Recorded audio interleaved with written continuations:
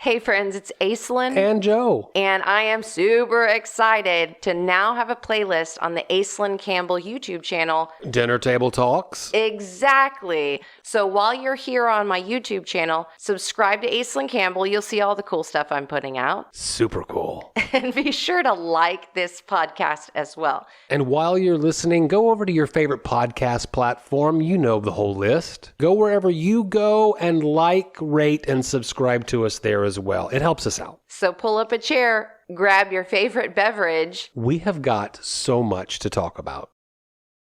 It is Sunday, June 5th. The podcast comes out tomorrow. Mm-hmm. We don't normally wait this late to record. In fact, we sat down to record yesterday, Saturday morning. We had our agenda. We had a nice list of great things that we could talk about. Exciting things that have happened in our life over the course of the last 7-8 days, including your daughter's graduation. And a delicious private dinner party out here at the farm, and all of the wonderful things that we talk about, delicious foods and great, interesting conversations about lifestyle. And right as we were getting into recording the podcast, we got a phone call. Mm-hmm.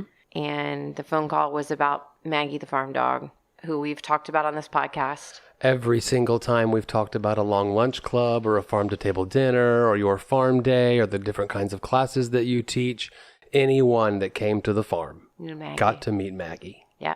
A few episodes ago, one of the questions was, if you could pick any animal on the farm, which animal would you choose to be? And both of us said we would want to be Maggie. Because I feel that as much as this farm is anyone's, it was Maggie's. Oh, absolutely. Maggie had a run of the place. Maggie was amazing and smart, but Maggie did what Maggie wanted. And one of the things that was in the agreement of Maggie was that Maggie was going to leave the front gate of the farm, and she was going to make her way around all of the neighbor farms and say hi every day, as often as she could, when she wanted. Because as much as that gate was anyone's here, that gate was Maggie's. She walked in that gate a few years ago. That's right. She was a stray that walked up on the farm, and the timing was good in that the farm that my brother and my parents and everybody were looking for a farm dog that can patrol the fence lines and patrol the back pasture and all of that kind of stuff. Because everyone had their pets, the ones that live inside. Sure. Our backyard dogs, our house dogs, our personal family, home pets. But Maggie was special. And she came on the farm and she never left. And we learned so much from her. We all did. And she was so smart. So smart. I mean, that dog, she knew that rabbits ate my garden. She was a varmint catcher, and she had a very important job. As a matter of fact, we've had a raccoon between a couple of the farms that has been killing some of the chickens. And Maggie, our neighbor's chickens, to be clear. Yes. And Maggie had gotten to the point where she wouldn't even go in at night because she had a job to do, and she was patrolling. And she was patrolling my gardens, and she would come inside our house, and she would go in the backyard, and she would make her patrol around, and she would play with us, and she would play with our dog, Kai Shin, and she protected in this like extremely smart and wise way of alerting people that this was her home, and if she needed to kill something, she would. But that wasn't Maggie, because here we have a random chicken that's jumped over the fence and is out wandering around, and Maggie gave that chicken no attention. Yeah, she did not bother the things that weren't to be bothered. And if someone came into the yard and we didn't know, she gave them the big bark, the loud, let my family know someone's here, because they clearly don't know someone's here. But then many people came on and off the farm all the time that she just loved as much as she loved anyone else. Kissing babies and the political farm dog, hey, come in, let me love you, and let me lean on you. And she had a wonky ear. She did. One of the ears would fall the way you would expect a dog with longer ear to fall. And then the other one just stuck straight up in the air all of the time. And I would play with that ear and put it down, and it would go right back up again. And it's also important to say that she was completely untrained. It's not like you can buy a farm dog as a puppy, and there are training programs that teach that dog exactly what their role is, but she adopted all of her roles with no training. She just listened. She came on the farm. Your dad and mom we weren't living here at the time. Your dad and mom tried to shoo her away. A few days later, they began feeding her. A month later, they put a collar on her, and that was it. I mean, you're okay. You're here. You're a member of the family, and we see your value. And then her value only was learned by watching her. We've got the front area where our 2 homes are. We've got the back area, which is pretty much unprocessed pasture land. A lot of scrub mesquite trees that are growing real big, and the pigs and the steer have run of that area, but so did Maggie. And just like the pigs would cut trails, Maggie had her little trails. So as you might have guessed, we lost Maggie yesterday. She got hit by a car, and that was the phone call we received in the middle of the podcast, and it threw off our entire day. We immediately jumped up, running to the front of the pasture. My first question was, she's not even out. How could she be out? Nobody's left. And Joe reminded me that he had gone to the store. And then that also reminded me that there were some people that had come in to help us with the bees. You guys know in the last couple of weeks, we've been talking about how we have a beekeeper that's coming. And so the gate had been open. And that's what Maggie did. Every time someone left, if I was walking around outside, I'd look up front and Maggie would have gone. And she would have been outside the gate waiting to get back in. Because she didn't even, it wasn't like she was leaving. She was just going to do her trails. Her adventures. She had pathways even where she'd go check on this and check on that and run this fence line. So our fence line wasn't the only fence line that she ran. Like that was the thing about her, was that she patrolled the whole neighborhood. This was just her home. And this is where she always came home to. And there's not a shortage of methods used to try to keep her inside. Oh God, no, my parents, because my mom started understanding that this dog is getting deeper and deeper in our hearts, and she won't stay in the yard. And every time a car would honk, my mom would say, oh God, is Maggie coming back? Has she come back? And we'd say, oh, yep, there she is. She's back in the yard. You know, and what that meant was somebody was driving down the farm road, and they were courteous enough to see her and slow down and honk so that she'd get out of the way. But that being said, every one of us, every neighbor that lived around here, everyone knew Maggie, which meant that everyone knew that someday Maggie was going to get hit by a car, because that's what happens to farm dogs on farm roads that don't stay in their fences. And anyone that lives in a rural area knows that. We spent some time this morning. I do a live every Sunday morning. For those of you that haven't heard us talking about that, every Sunday morning on my Aislinn Campbell business page on Facebook, I do a live. And I've been doing that for a solid 24 months and more. Everyone that pays attention to that has gotten a chance to see the transition from our urban backyard to our farm growth and our gardens here at the farm, and has gotten to know all of our animals. And we spent some time this morning talking about the realities of a homestead and the realities of what that means to our relationship and our family, and even the connection that's being made as we've all been grappling with over the last few years, really since the pandemic kicked off, about life and death. And then, of course, most recently, about the hard lost lives that continues to keep occurring with wars and accidents with cars and school shootings and all of the things that are occurring in this world right now, where my answer is a lot of what we talk about here on the podcast, and that is lifestyle and honesty, so that we can tell the truth, so that people begin to understand what it looks like to be someone that's different than you. Last week, we talked about the figment of your imagination. Mm-hmm. And I think that this plays into that really well when it comes to what we think about someone else when we see the Instagram posts of their farm, their homestead, and what they're living and the lives that they're living. But when we don't tell the truths about the real lives and deaths that we're dealing with here on the farm, and the responsibility that it comes to the idea that that was our life to take care of. And on this particular day, it was our life to deal with when it was over. And it got us talking about the longhorn steer in the back. Right. Those things are huge. Literally. I mean, Maggie was manageable as far as putting her to rest. Right. She was manageable. Right.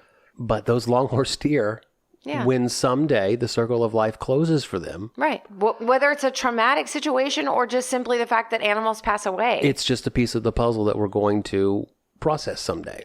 Yeah, and I talk a lot. One of my major philosophies of life, something I always talked about with Grow Local South Texas, and I've continued to keep discussing in my education about homesteading and growing gardens and all of that, is this hands in the dirt learning. There's been a lot of hands in the dirt learning for me. There's been a lot of hands in the dirt learning for me with you. And then there's been a lot of hands in the dirt learning with you. Well, the transition point for me at our home in the city was the chickens. As urban as our life was, we had a backyard that resembled a tiny little farm with our chickens. Yeah. And there is all of the joy of life. They're Right. babies. Yeah. Oh, look, they're jumping. Oh, look, she's trying to fly. Oh, da, da, da, da, da. And then there is the realities of death. A Right. dog gets in your backyard. You can go back and find the episode. Yep. And a couple of our chickens didn't make that attack. And my little dog was involved in that conversation. And that was a big, huge scare because I was like, what if something had happened to my little dog? You know, when we open our hearts up to taking more responsibility for our freedoms, we have to take care of our own water. We have to take care of our own food. We have to take care of our own septic systems. If a hurricane comes, we aren't just leaving. We're solving a whole lot of problems. Right. When you add all of that stuff into it, that's the give and the take of this type of responsibility, this type of homesteading responsibility, is that, yes, you're going to get all of the freedoms and the beauties of being out in the country and being able to kind of choose to do what you want. Like Maggie, do what you want. You can go outside the fence, but every human here, every human that knows you around this area knows that that dog's going to get hit by a car someday because she absolutely runs out in the road. And she tricks you into thinking that she's got it under control because she manages it so well. There's an automatic gate. Yeah. And for a while, that gate was left in the open position. Yeah. But then we decided to begin keeping it closed. But there's a exit sensor so that when you approach the gate opens automatically. And Maggie knew. Maggie knew. Yeah. A car is going out. Here is my chance. A car is coming back. I'm just going to wait outside the gate. I've done all my little adventuring. I'm just going to lay down right here by the gate and wait for somebody to come home because then the gate will open again. Yep. And she tricks you into thinking that she's got this under control. She's not in the road. She's staying between the fence and the road, and she's going to be just fine. And then when we moved out here and saw what her relationship with that gate was, I was the one that, quote unquote, let her out because I left for work. Right. And I began texting everybody. Yeah. MOGO, Maggie out, but the gate is open. MOGC, Maggie out, but the gate is closed. Just so that I can make everyone aware this member of our family will need to be let in. Her and I had gotten so close over the recent weeks that my little dog, Kai-Shin, had started getting a little like, jealous. Yeah, like kind of trying to get between us. And, but Maggie would give him a little warning, like a little, nothing bad, but she'd give him a little, and they're politics. And I would hold her nose when she did that, and I would look her in the eye, and I would tell her, no, ma'am, that one's mine, and that one's important to me, and you don't be ugly to it. And the thing is that she listened. You could talk to that dog and tell her what you needed her to do. I would tell her, okay, Maggie, get out of my garden now. Maggie, get out of the garden. And she listened. And I would say, Maggie, there's a rabbit. Let's go get it. And she would be like, get it. She heard the word get it. And she would go, looking for whatever she was going for.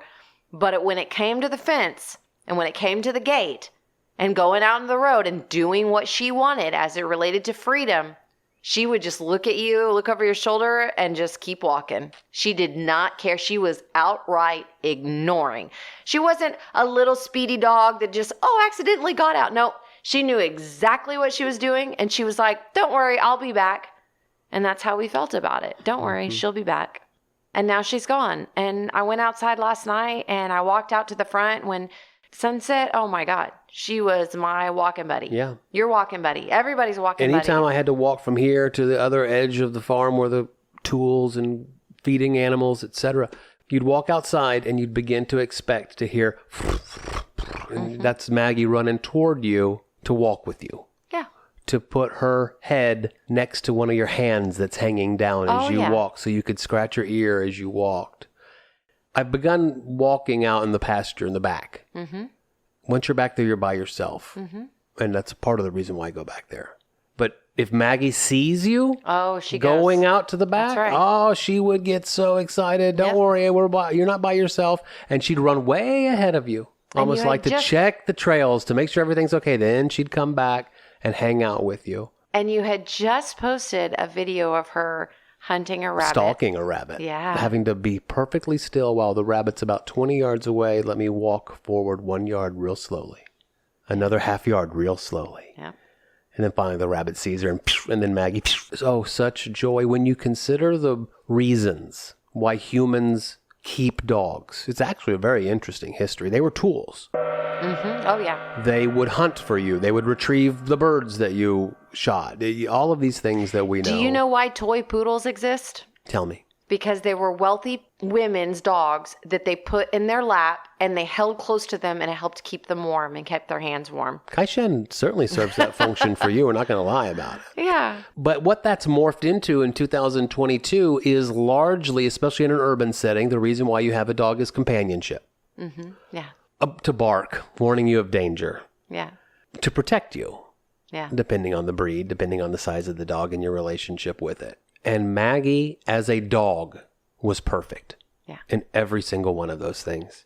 From killing the rabbit to licking babies' faces whenever they were out here at the farm with no fear.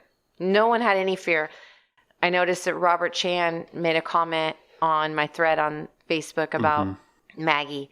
And Robert had been feeding Maggie goat because he was our chef that was making goat. And he was like, oh my God, I miss that dog already. And, I think of all the people that are like, oh my God, Maggie, wow. We messaged the kids. Savannah, who lives here, was like the first one. Oh my God, I cannot even believe that. Because Maggie would have walked Savannah to her car every morning when she would drive off for school. Yeah. And when Savannah would come home a lot these days, Maggie would be inside the house. And Savannah would think nothing of it because Maggie, And I said, I already miss her. And Hunter immediately, me too, And then Lily, I knew this one was going to be hard because she's up at camp where she doesn't have a ton of cell phone service.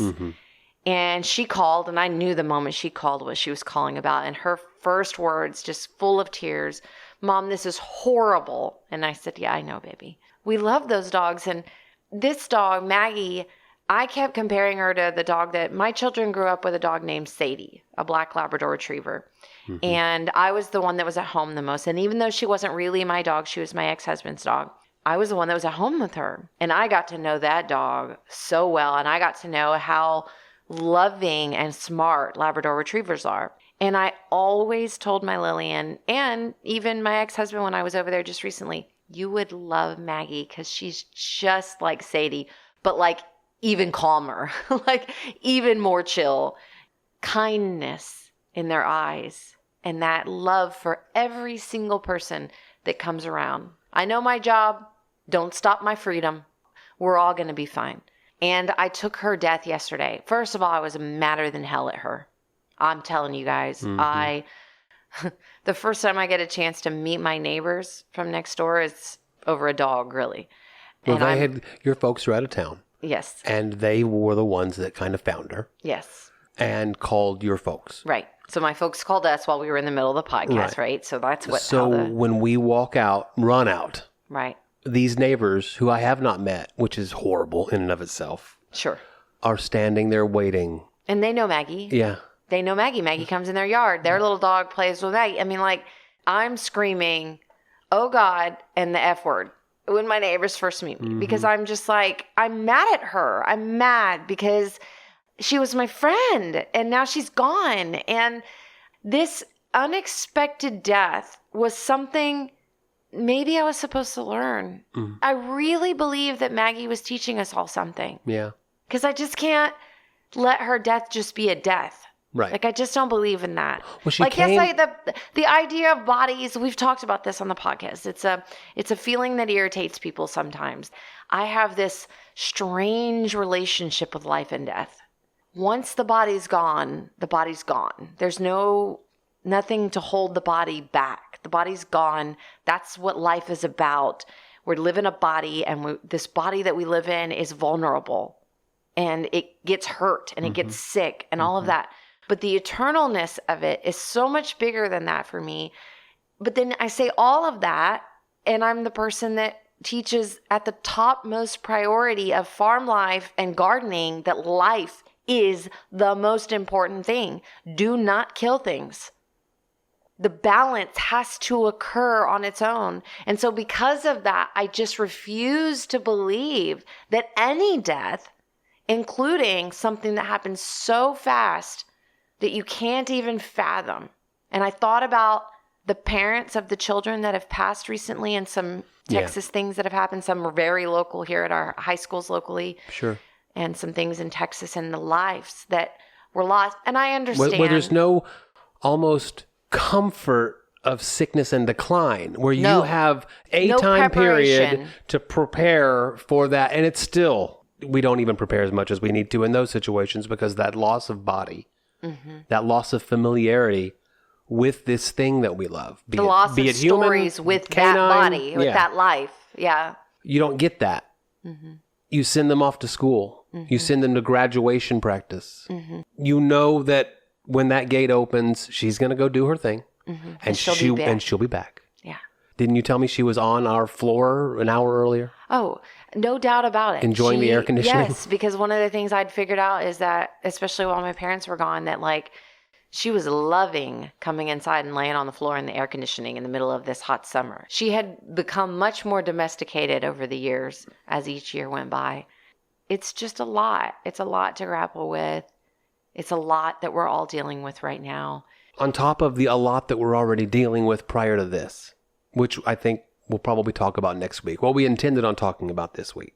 Well, sure. And I honestly believe with just some of the things with the intermingling of family and the move to the farm, my God, the hands in the dirt learning experiences we've had this last year in our relationship with our children headed to college, with our children graduating from college, with our children graduating from high school, with the last baby in the house, with the new dog that we've gotten in the recent years. I mean, once you open your heart up to something. New chickens, the responsibility of all of this life. I said this morning, and this is no judgment. It's just different. When you live in a large city, what is your connection to nature?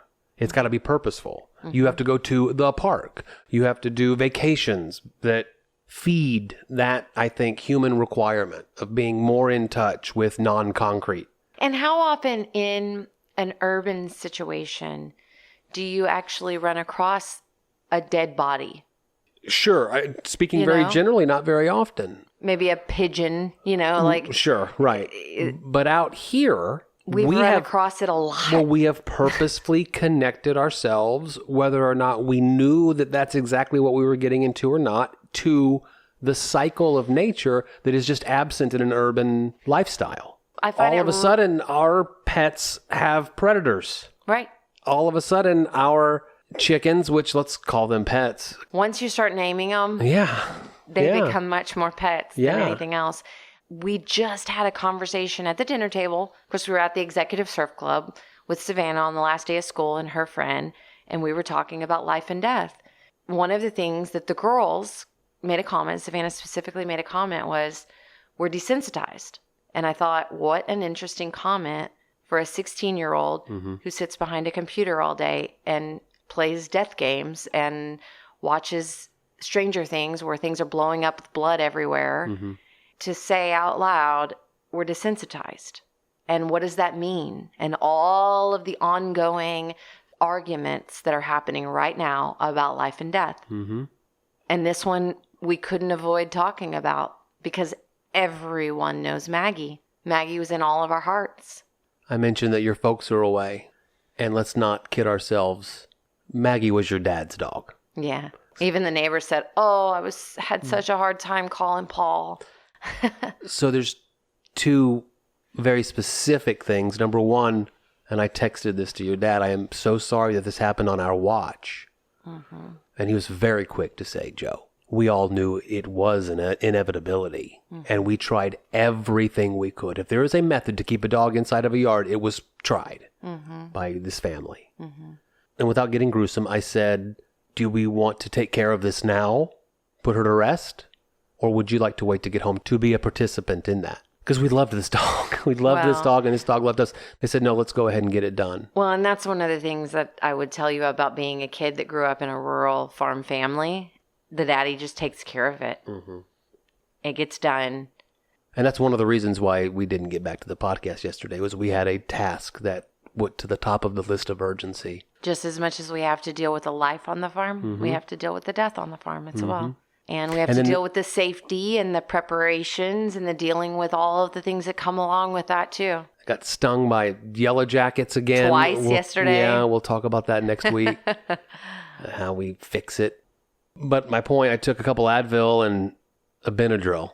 You know, we do have a medicine cabinet here.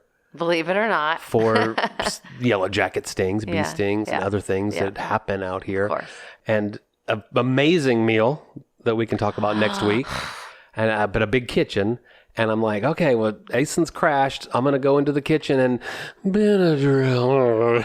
And I was out. So I get a good night's sleep, I think. I wake up, and the first thing I do every morning is go out to the chicken pen. And I ran out there to check on the chickens. I was like, I got to make sure everybody's okay. And I did that thing, that mental reset overnight, where I'm expecting Maggie to gallop at me any moment. I was like, oh, shit. I come out right now while my parents are out of town. We're feeding Maggie. Mm-hmm.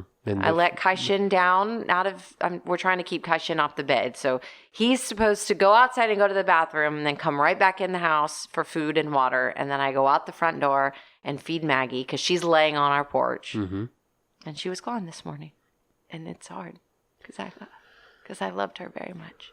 She was my friend. So give your pets an extra good scratch or treat or whatever, because it can end suddenly. And I would also say that if you haven't listened to last week's podcast where we talk about figment of imagination, go back and listen to that, because we're creating figments of imagination in our minds about how other families and other cultures are processing life and death right now. And we may not have any clue what it really is like, because we live a completely different life, and we've created a complete and total figment of how other people handle life and death, just because we think we know.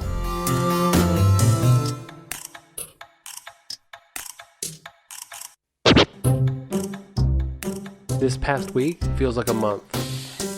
The last, I don't even know, 6 weeks have felt like an eternity. 6 years.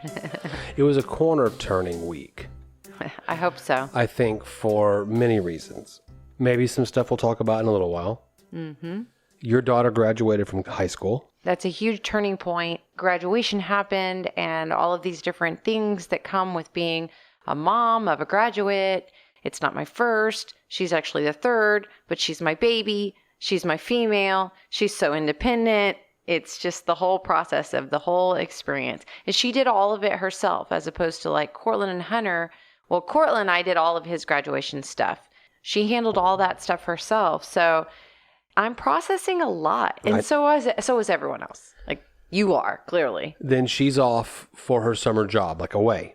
She's doing one of those, I'm a camp counselor or lifeguard, cooking at camp for big kids. Is that a co-ed camp? I think so, yeah. She's having so much fun. Yeah. Then my daughter goes away for the summer to visit her mom. Mm-hmm. And I think she was looking for a change of pace and a change of scenery, and her brother's going to be there and her best friend's flying in. So she's very excited to go do that. So we have an empty nest summer. But right now we have an empty house. Yeah. 2 or 3 nights into that. Yep. 2 nights ago, I got out of the shower and wanted to get a glass of water. I just walked around naked. I know. It definitely has changed things, because whenever I moved in with you guys and then I had like 2 teenage boys, it changed the way I moved around the house completely in the evening, you know? Because before that I had been like nursing mom with little kids, and like, you know, I was half dressed everywhere I went. So then all of a sudden I had teenagers that weren't my own in the house, and everything changed. So modesty comes into it. Then it's the modesty roller coaster. But yeah, it's nice to have a little bit of space. It's nice to be able to spend some time just working on us and what we want. That's who just called me, so go ahead and answer it.